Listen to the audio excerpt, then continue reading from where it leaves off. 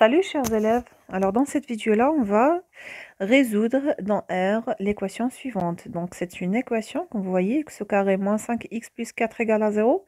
C'est une équation par une inconnue de deuxième degré. Alors tout d'abord, on va essayer de faire une factorisation. On va vérifier est-ce que vraiment l'équation peut être se factoriser. Alors comme vous voyez, il n'existe pas de facteur en commun, elle n'est pas de la forme d'une identité remarquable. Alors dans ce cas-là, en réfléchissant automatiquement au discriminant de delta. Alors pour calculer le discriminant de delta, on a besoin tout d'abord de déterminer les coefficients A et B et C. Alors on a A égale.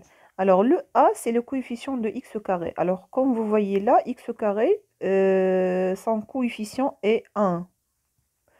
Et le coefficient de x, c'est moins 5. Donc B, c'est moins 5. Et C, c'est 4. Voilà.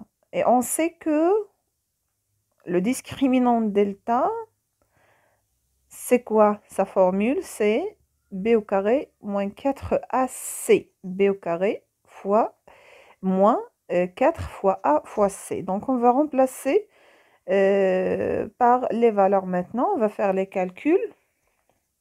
Pardon, ici b c'est moins 5. Donc b au carré, donc c'est moins 5 au carré, le tout au carré, moins 4 fois a, c'est 1 fois c, c'est 4. Alors en calculant, moins 5 le tout au carré, c'est 25, moins 4 fois 4 fois 1, c'est 16. Alors 25 moins 16, c'est exactement 9. Voilà. Alors comme vous voyez, on a trouvé une valeur qui est positive. Alors puisque delta est supérieur strictement à 0, alors l'équation admet deux solutions. L'équation admet deux solutions. Voilà, distinct bien sûr. Voilà. Alors, quelles sont x1 égale? Alors, la formule de ces solutions sont, alors le x1 c'est moins b moins racine delta par 2a. Et x2 c'est moins b plus racine delta par 2a. Donc, soit x égale à la valeur de x1, soit x égale à la valeur de x2. Alors, en calculant ces solutions-là, alors pour le x1, on va remplacer, alors moins b. Alors, on a déjà le b, c'est moins 5. Alors, lorsqu'on ajoutons le moins, ça sera 5. Moins la racine de delta, donc la racine de 9, c'est 3. Divisé par 2 fois a. 2 fois a, 2 fois 1, c'est 2.